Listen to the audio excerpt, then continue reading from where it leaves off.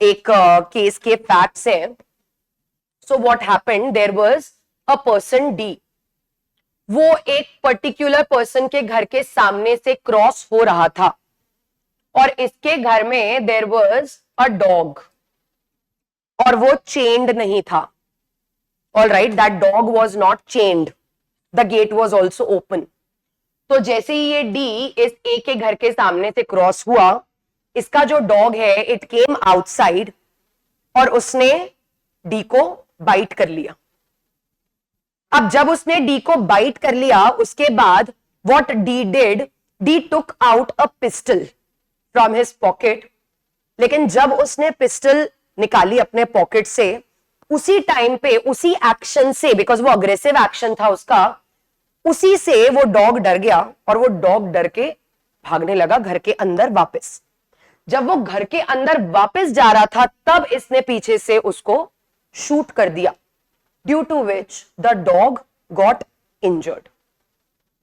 अब यहां पे जब हमने उस इंजरी के लिए इसको लाइबल किया, he claimed right to private defence, कि मेरे ऊपर अटैक हुआ, उस डॉग ने मुझे बाइट किया है, तो मेरे ऊपर अटैक हुआ है, अटैक के बदले में डिफेंस किया जाता है, मेरे ऊपर अटैक हुआ, उसके बदले में मैंने डिफेंस कर दिया. Right to private defence will be given. Yes और no? No. The reason is, जब वो डॉग वापस जाने लगा, उसके सिर्फ जेस्चर से ही डेंजर हैड ऑलरेडी एंडेड. और डेंजर एंड होने के बाद then the right can not be used, because right, अब एक बात बताओ, डिफेंड उसका तो नाम ही है ना, right to private defence. Defend कब करोगे? जब अटैक होगा. यस और नो? अटैक का मतलब है डेंजर. जब डेंजर ही नहीं है तो क्या डिफेंड करोगे फिर? हाँ, जब तक डेंजर है, जब तक अटैक मोड है सामने वाले का, तब तक आप जितना भी डिफेंड करो, उसके लिए कुछ नहीं बोला गया. हाँ, प्रपोर्शनेट डिफेंड करोगे, बट तब तक आप कंटिन्यूअस डिफेंड कर सकते हो. But once the attack mode और the danger has come to an end, उसके बाद what is the requirement to protect your body और to protect your property, because danger से ही तो आप डिफेंड कर रहे थे. When the danger has come to an end, then there is no requirement of the private defense. इसीलिए private defense can be used only during the continuation of the danger. इसी में इसी का एक opposite case है, जिसमें again there was a person who was riding his horse and वो जिस रास्ते पे horse ride कर रहा था, वहीं पे plaintiff का भी हॉर्स था, विच वॉज विशियस, मतलब वो डेंजरस था. उस हॉर्स की जो एक्टिविटीज थी, it was vicious. So what he did, जब ये अपने रास्ते पे चल रहा था, ये हॉर्स बार बार डिफेंडेंट के हॉर्स पे अटैक करने की कोशिश कर रहा था. Plaintiff was not there, only plaintiff's horse was there unattended. सो वो बार बार इसके हॉर्स पे अटैक करने की कोशिश कर रहा था.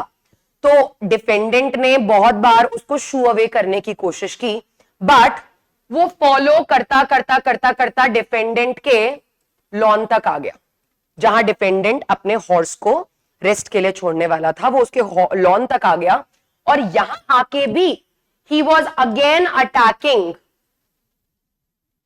The defendant's horse. लॉन तक आया पहले तो उसने बहुत बार उसको भगाने की कोशिश की, बट वो कंटिन्यूस उसके पीछे आया और पीछे आके भी उसने वहां आके ही tried to attack the defendant's horse. अब डिफेंडेंट ने अपने लॉन में, इसके लॉन में यहां पे एक टूल पड़ा था, और टूल जो स्पेयर जैसा लग रहा था, उसने वो टूल उठाया और ये जो डेंजरस हॉर्स है, इसके लेफ्ट लेग पे हिट किया, जिसकी वजह से लॉस और harm was caused, bodily injury was caused to the left leg of that particular dangerous horse. समझ आया? अब यहां पे ये जो पर्सन है, इसने बोला प्राइवेट डिफेंस है, कि मैंने जो भी किया है अपने प्राइवेट डिफेंस में किया है. क्या लगता है, प्राइवेट डिफेंस देंगे या पहले वाले की तरह नहीं देंगे? दे देंगे? यस और no? Yes. The reason here is, पहले उसने तुरंत अटैक नहीं किया, पहले ही tried to shoo that horse away, but क्योंकि वो डेंजर कंटिन्यू होता रहा, वो डेंजर जो यहां स्टार्ट हुआ था वो कंटिन्यू होके उसके लॉन तक आ गया, और कंटिन्यूएशन में ही डिफेंडेंट ने उसके ऊपर अटैक किया है. So the danger was still continuing because the horse was chasing him, and not just chasing, was trying to attack the defendant's horse. तो इसके बदले में जो इसने प्राइवेट डिफेंस क्लेम किया है, अब इस सिचुएशन में हम उसको प्राइवेट डिफेंस का राइट दे देंगे. The reason is the danger was still continuing, और अगर डेंजर कंटिन्यू होता है तो हम राइट ऑफ प्राइवेट डिफेंस दे सकते हैं. उसके बीच में आप कुछ भी कर सकते हो. ऑफ कोर्स प्रोपोर्शनेट होना चाहिए, and he has used proportionate harm only. उसने उसकी डेथ नहीं कॉज की है, उसके लेग पे, क्योंकि ऐसे केसेस में अगर वो उसके हॉर्स को एक्चुअल अटैक कर देता तो इसका हॉर्स भी तो अनकंट्रोलेबल हो जाता.